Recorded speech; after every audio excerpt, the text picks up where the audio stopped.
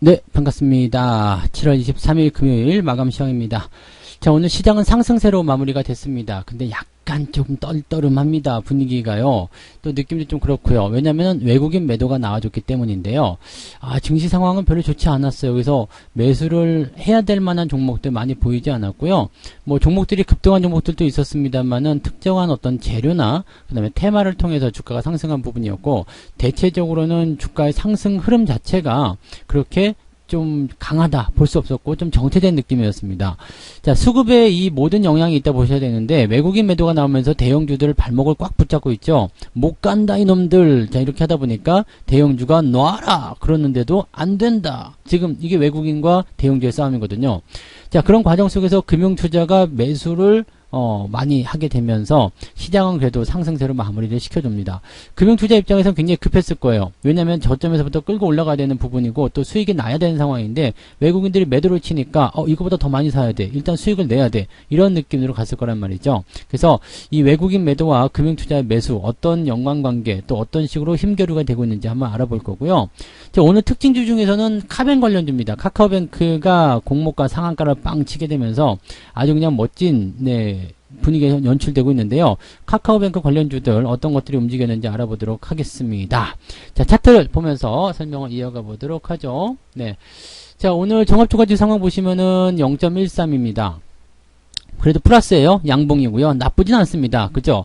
근데 분위기만 따지고 보면은 그냥 그렇게 썩 좋지 않았어요. 상승한 이후에 계속해서 떨어졌고요. 또 마지막까지 분위기가 그렇게 썩 좋지 않은 그런 모습을 보여줬다는 거 참고하셔야 되는 부분이고요.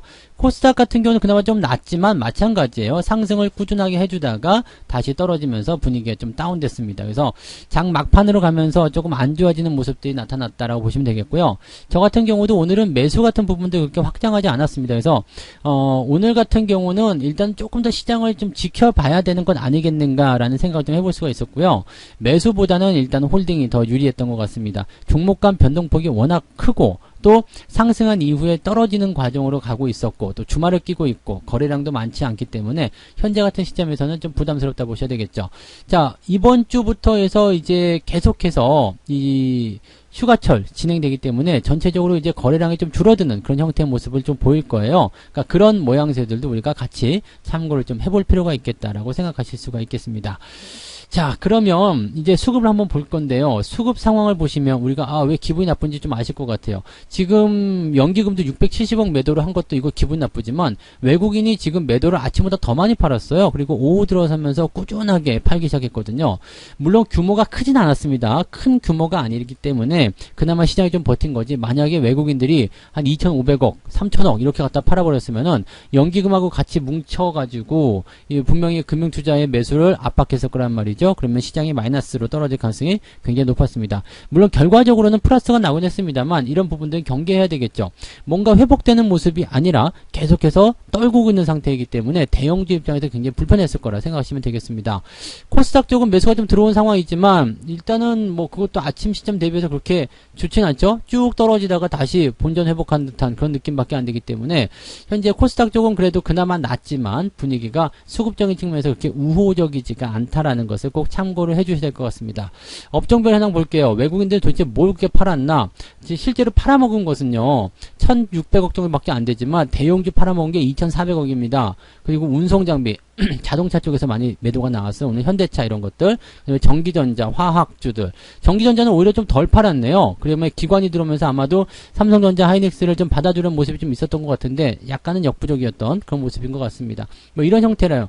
보시면 되는데, 대형주 쪽 일단 매도가 집중됐고, 또 운송장비, 자동차, 현대차 이런 것들 오늘 주가 변동폭이 좀 컸기 때문에 거기에서 부담감들이 좀 생기지 않았겠는가, 이렇게 생각을 좀 해볼 필요가 있을 것 같습니다. 한번 살펴보도록 하죠. 자, 지금 대형주 쪽 살펴보시면 네이버, 카카오 이 정도는 올라갔어요. 근데 현대차 1.3%대예요. 기아 1.14, 좋지 않죠. 반면 포스코라든지 이런 것들은 다 올라갔는데 삼성전자, 하이닉스 주가가 하락한 모습이 확인이 되고 있고요. 뭐 자세한 매매 동향을 살펴보긴 해야 되겠습니다만 아마도 오늘 금융투자 쪽에서는 지수를 올려야 되기 때문에 매수를 좀 들어갔을 거라 생각해요. 그래서 삼성전자나 레버리지 이런 쪽에서 매수가 좀 들어갔을 것 같고 외국인 같은 경우는 현재 큰 개입은 안 했을 것 같은데 아마도 이제 전기전자 쪽에 매도가 좀 있었기 때문에 삼성전자 쪽에 매도가 있지 않았겠는가 이렇게 추지를 좀 해봅니다. 조금 있다가 보면 알겠죠? 네.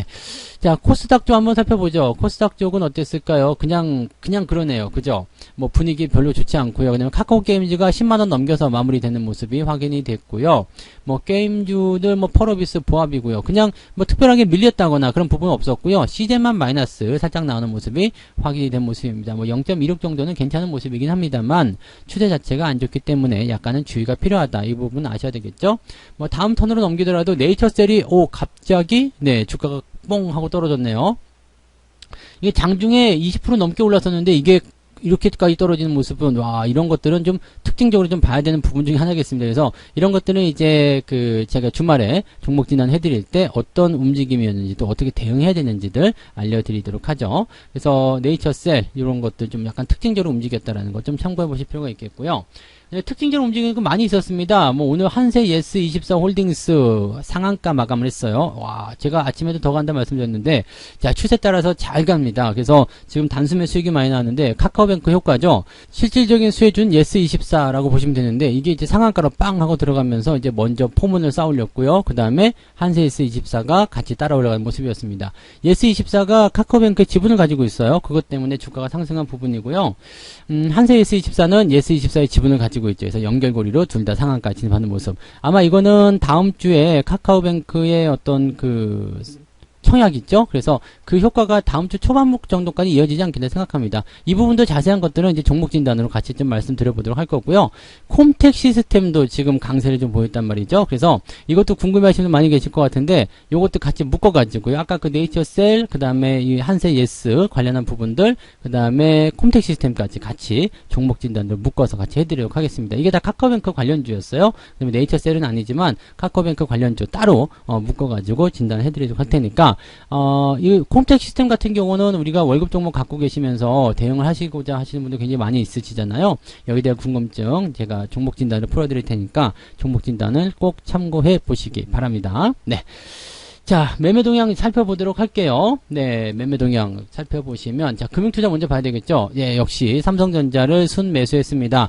뭐, 제법 많은 물량인 것 같아요. 이 정도면 900억 정도 되는 거잖아요? 꽤 많은 물량이고요.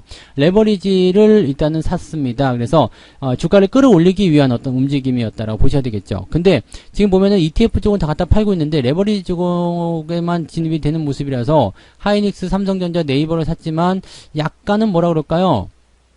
자신이 없는 듯한 그런 느낌이죠. ETF 갖다 팔고 레버리지만 사고 있다. 2차전지 배터리 쪽만 매수하고 있다. 약간은 네 자신이 없는 모습이에요. 그래서 지금 단기적 상승에 대한 부분들이 강하게 나올 것인가에 대한 것들은 지금 삼성전자를 붙잡고서 겨우 장을 플러스로 만들어 놓은 것 같기는 한데 글쎄요라는 생각을 잠깐 해볼 수 있는 상황이죠. 그러니까 외국인 매도가 그만큼 위협적이라는 이야기예요. 외국인 매도가 계속해서 나오게 된다면 이 부분은 사실 뭐 매수로 계속 들어가도 어쩔 수가 없는 게 대형주 쪽으로만 때려버리기 때문에 이것을 가지고 버티기가 굉장히 어려운 상황이 벌어질 수도 있다. 이렇게 생각하시면 되겠죠.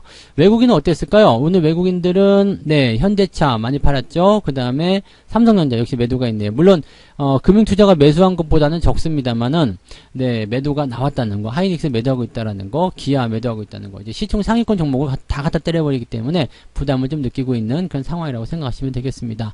그래서 수급이 일단은 도와줘야지 됩니다. 주가가 계속해서 상승하려면 제가 항상 말씀드렸죠. 지수가 연속적인 상승, 양봉을 보이더라도 이것이 계속적으로 상승하려면 외국인 매수가 들어와줘야 되고 외국인 매수가 들어오지 않는다라면 그것을 덮어 씌울 수 있는 기관의 매수가 들어와줘야 된다. 지금 오늘 같은 경우는 외국인 매수가 들어오지 않았지만 기관의 어떤 매수를 통해서 그런 부분들이 카바링이 되었다라고 보시면 될 수 있습니다. 그래서 이 부분은 괜찮은데 문제는 금융투자죠. 이게 연기금 이만큼 사줬다 그러면은 와 괜찮아요 라고 말할 수 있을 것 같은데 금융투자는 단기적이거든요. 단기 상승해서 지들이 먹을 만큼만 먹었다 그러면 바로 빠지는 게 금융투자란 말이에요. 그래서 이번 상승에 대한 부분들이 외국인들의 매도가 계속 지속되는 과정 속에서 금융투자가 이렇게 힘겹게 끌고 올라가서 수익 딱 내고 팔아먹기 시작하면 약간 변동성이 커질 수도 있는 상황이 나올 수도 있다 보시면 되겠습니다. 지금 같은 상태에서는요, 약간 뭐라 그럴까요? 시장의 거래량이 줄어든 상태이기 때문에 조금만 건드려도 굉장히 민감하게 반응할 수 있습니다. 그래서 지금 같은 시점을 여러분들이 대응하실 때는 어떤 식으로 봐야 되냐면 매수 같은 부분도 너무 확장하지 마세요. 장이 반등했다라고 생각해서 너무 확장하지 마시고 지금은 중소형주 위주의 그런 탄탄한 종목들 위주로 접근하시기 바라고요. 추세가 좋은 거, 재료가 있는 거 이런 것들 위주로 먼저 보시기 바랍니다. 그리고 새로운 종목 데리고 오지 마시고요. 가지고 있는 종목들 먼저 보강을 하시고 추가 매수를 통해서 대응하신 이후에 그리고 나서 전략을 짜시는 게 훨씬 더 유리할 겁니다. 자, 일단은 주말이니까 주식 걱정들은 좀 이제 한시름 덜어 놓으시고요. 또 잘 마무리 됐잖아요. 그러니까 편안하게 주말 잘 보내시고 오늘부터 또 휴가 가시는 분들 굉장히 많으시던데요. 건강한 휴가 잘 보내고 오시기 바랍니다. 자, 불볕더위 속에서 고생들 많으셨고요. 저는 내일 종목 진단으로 다시 오도록 하겠습니다. 마감 시황 여기서 마칠게요. 고맙습니다. 본 방송에서 제공되는 모든 정보는 투자 판단의 참고 자료이며 투자의 최종 책임은 본 방송을 이용하는 본인에게 있습니다.